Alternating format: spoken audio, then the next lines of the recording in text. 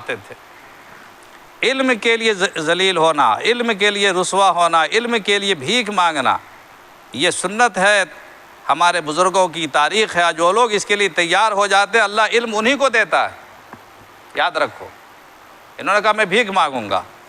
محلے میں کسی کو پتہ چل گیا کہ صاحب جرجان سے ایک سید زادہ آیا ہوا ہے اور حضرت نے قید لگا دیا کہ مدرسے میں داخلہ نہیں ہوگا، روزانہ ایک اشرفی جمع کرنا پڑے گا، ایک اشرفی جمع کرنا پڑے گا۔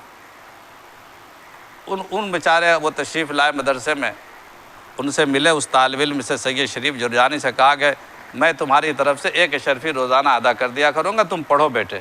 اللہ نے انتظام کر دیا، ایک دن بھی بھیک مانگنے کی نوبت نہیں آئی، یا انہوں نے پڑھنا شروع کیا۔ حضرت ایک اشرفی لے کر گئے، حضرت کو پیش کیا، پہلے پیش کرو، اشرفی دیا۔